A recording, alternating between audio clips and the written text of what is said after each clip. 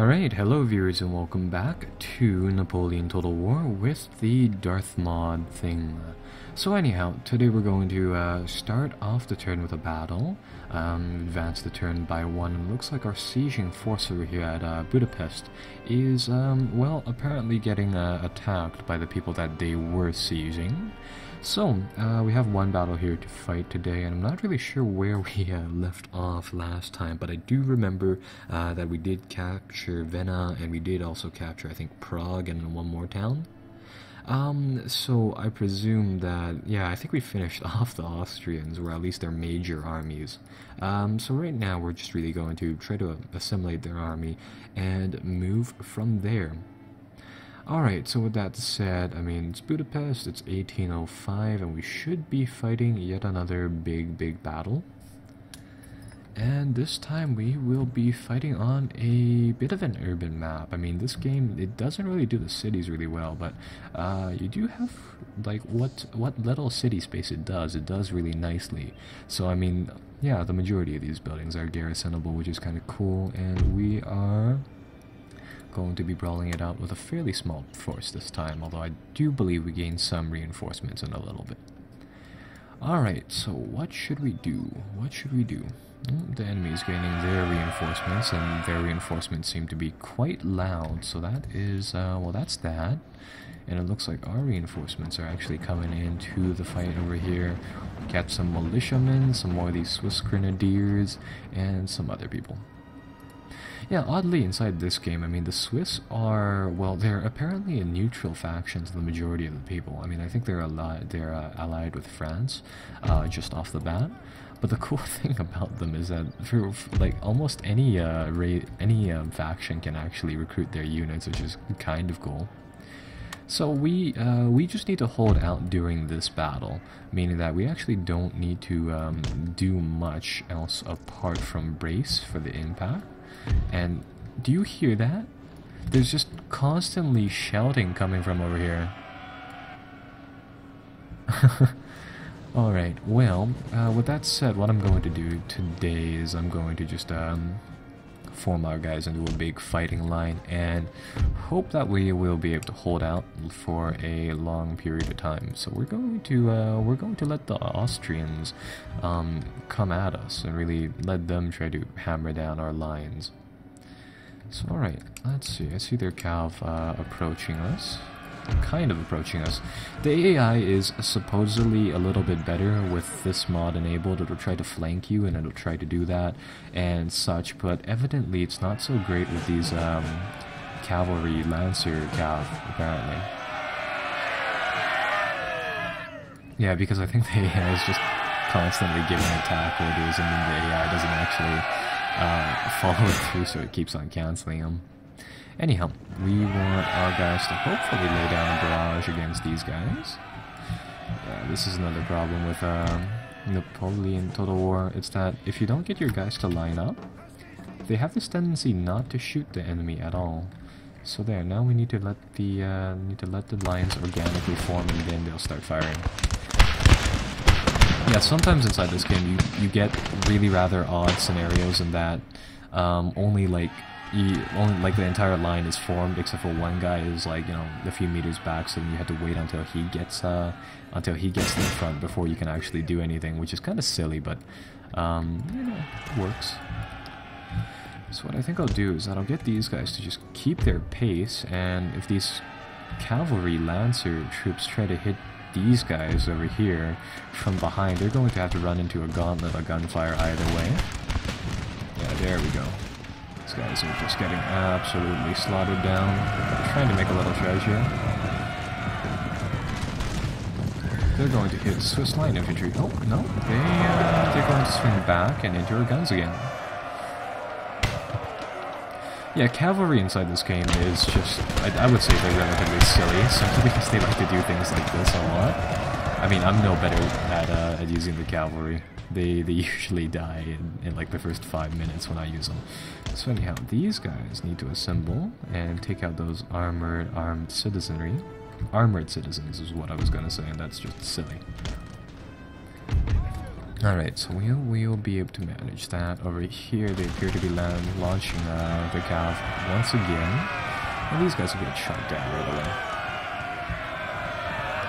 So yeah, I think I've talked about this a lot before, where the cavalry's role was mainly in chasing the enemy and skirmishing with the enemy's cavalry in one respect or another. So I mean, with that kind of said, you know, you don't really see them being used so much as like the shock cavalry all too much during this time period. Yeah, I mean, over time, cavalry became gradually weaker and weaker and weaker as their utility just kind of decreased. I mean, the very end of the cavalry period was like World War I, and by that point, I mean, they were really just useless in pretty much all regards. One of the things that they did for the Treaty of Versailles, or the Versailles Decade, as some people call it, was that like after Germany lost the First World War, they were limited in their army size, and one of the things that the Allies essentially put into that to just kind of humiliate them was that they made a mandate in which their army would essentially have to contain like 55 cavalry divisions or something like that, and it was just kind of a joke because cavalry couldn't really do anything at the time. So yeah, as time went on, their utility... Are we getting shot? Yeah, these guys should probably pull back. Nope. Yeah, oh, hey, the cavalry did charge them. Well, they got rid of that, at least. Sort of. There's still 50 left. And these guys should be running. Alright, so there we go.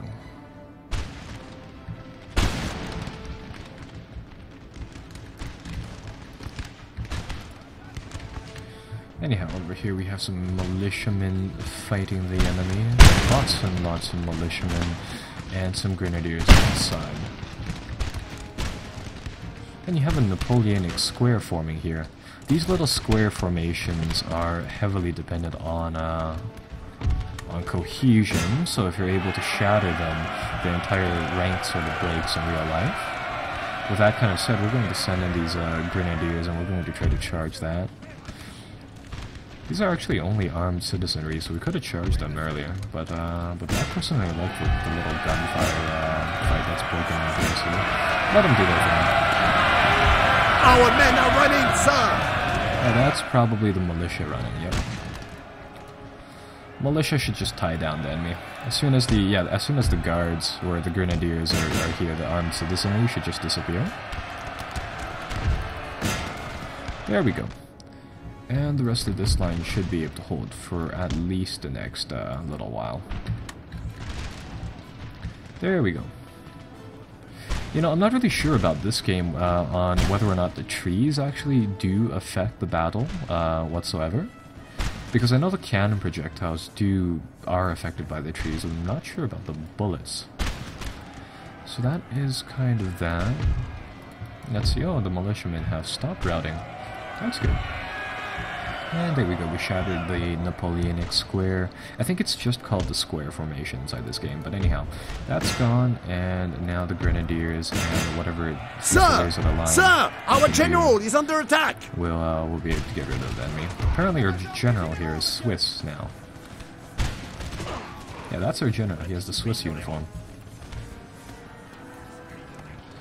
And what are they fighting? They're fighting the Archduke garrison. Alright, well, these guys can get over here. The grenadiers can just continue to charge and really move forward like such. See, inside this game, I mean, when you catch the enemy troops in melee when they rout, you can just slaughter them. But inside Rome Total War, you just kind of let them get away for whatever reason. But anyhow, that's that. And those guys are shattered, so we will move forward.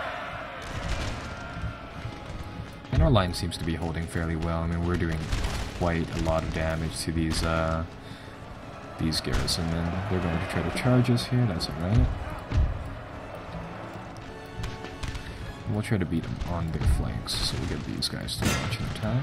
These guys just to launch an attack. They're probably going to form a Napoleonic square, and then they'll break. We just need to keep up the defensive here.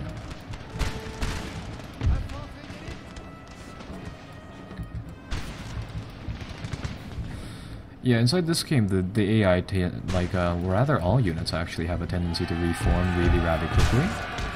So with that said, all we need to do is just destroy these guys and their morale, and then slowly whittle them off as they fluctuate between having morale and having no morale. So we'll get the Grenadiers to try to break their left, and as their guys kind of break off like that, we'll be able to shoot them inside their backs. So yeah, that should be able to get rid of a lot of them. Now over here on this flank, these guys, try to get them to do a flanking attack like that. A useful technique inside this time was founded by the Prussians. Because of the low range of the musket rifles, what you could do is that you could form your guys into shock columns of sorts, not lines but columns, and you could bulldoze through the enemy by sending your guys inside what would essentially be like 4-man columns. That way, only the front 4 to 8 people would be shot at for the majority of the time, and then once your column actually meets the enemy, then you can sort of break right through their lines and then really hit them from what would essentially be the flanks and the rear at that point. And that was and then that got evolved into Frederick's oblique line formation, which was another cool thing that you could do. Personally, I mean, like during this time period, the one thing that I find kind of weird about it was actually staging these fights. Did I forget about the militia guys? Yeah, I did. So now they're dead. Oh well. Yeah, we'll just get the militia. Oh wait, no, the militia's actually still alive. We'll get them to chase off those guys. And that will just continue for a long, long time. Now we can hopefully mark up these guys over here. These guards are busy fighting. Our infantrymen here are busy shooting. Shooting at point blank range, apparently.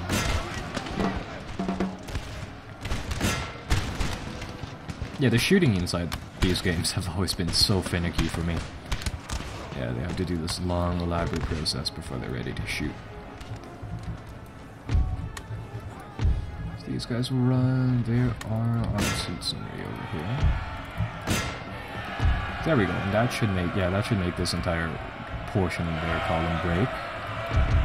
Over here, the Grenadiers should be able to sweep out these guys, and the Fusiliers of the line should be able to clear out these guys. There we go.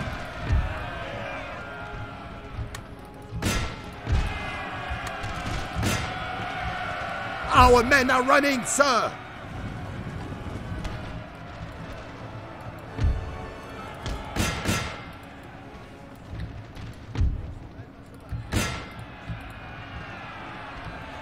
Gonna try to charge their Landwehr over here. So these guys are Landwehr is just their militia, so these guys should be easily defeated by our Fusiliers.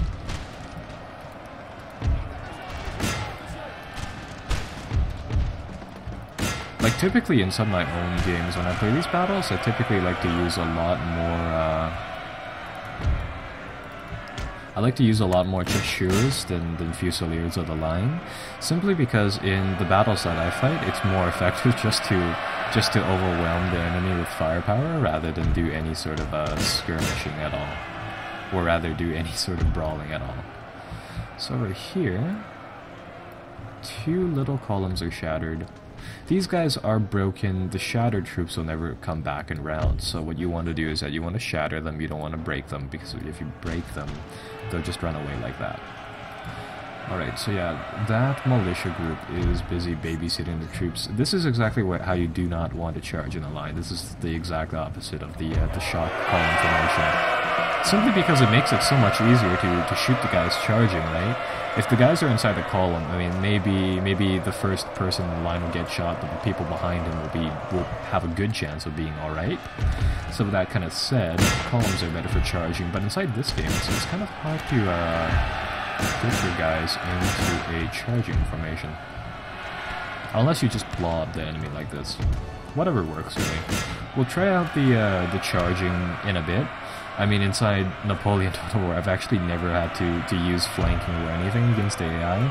All I've done is either just mass artillery or light infantry, simply because it's just so effective. Alright, so that'll handle that. Looks like our guys have stopped routing over here, so we'll send these over here. And there we go. And we've effectively beaten the Austrians once again.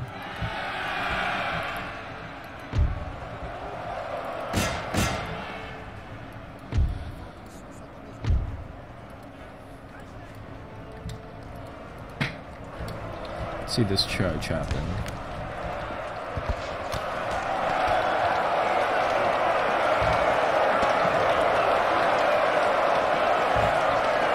This charge is really rather slow.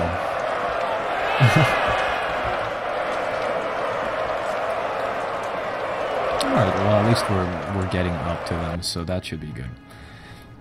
Now these militiamen really need to run these two columns off the map, because if they don't, they'll reform and that will be very, very bad.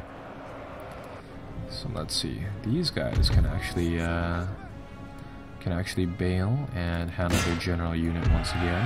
One unit needs to continue chasing these armed citizenry. And over here, this is what I'm worried about. These two troops are starting to reform, and our militiamen are just pushing the remaining two units off the field. So here, let's see, we'll get... These troops are actually also broken, so that's good. So they can turn back to the general unit and chase that. And currently all we need to do is just chase down these flashing flags and turn them into no flags, or just absolutely destroy them in one way or another. So we'll do that. These guys have actually hidden themselves, these militiamen, so the enemy shouldn't even be able to see them. Rather, the AI will think that they're not here. These two troops are now gone. And what we can do now is we can just brawl it out with the Archduke garrison, with which were the Czech and the Hungarian troops apparently. I've actually never seen this column before, the Hungarian garrison, but they look like they're just regular troops. Yeah, they do. So we'll send them in and we'll see what happens really.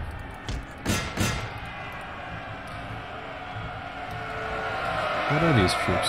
Fusiliers of the line. Alright. Both of these troops are fairly tired, so I'm fairly certain I will be able to win this brawl, or at least hold them for a long amount of time, till the grenadiers and the militiamen would arrive. I think the Austrian army at this time was geared toward the defensive more so than attacking, and I would assume that they have a good reason for it, simply because yeah, the majority of the battles they're fighting against Napoleon would have been sort of in defensive battles. Can't remember who led these guys though. The Austrian generals is his names. I know that the Germans were the Prussians at the time, were led by von Blücher, and French was Napoleon, the British was Arthur Wellington, or just Wellington, the Duke of Wellington. These guys I honestly don't remember. And the Tsar was Alexander the First, or something like that. Nicholas the First, something like that.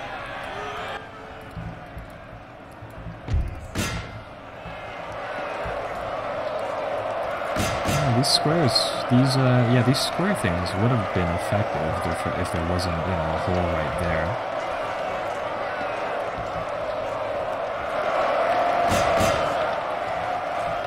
So let's see, yeah, there we go. All enemy troops are routed. That should be that battle. So that's good. That's one battle finished. And that will get rid of some of the enemies on the map for us, which is rather nice. Yeah, let's check the losses. It's not too bad, and all of our troops lived, so that's good. And next turn we'll be able to press into Budapest and hopefully auto-resolve the battle there. It looks like the Prussians have declared war on us, and I think I made note of this in one video or another. So I guess we will have to fight von Blücher and then von Clausewitz somewhere inside the future. There is unused land suitable for farming in this region. Perfect, and we gain logistics. Building farms here will help the population. This advisor really needs to not turn on ever again. Yeah, logistics was really was another big part of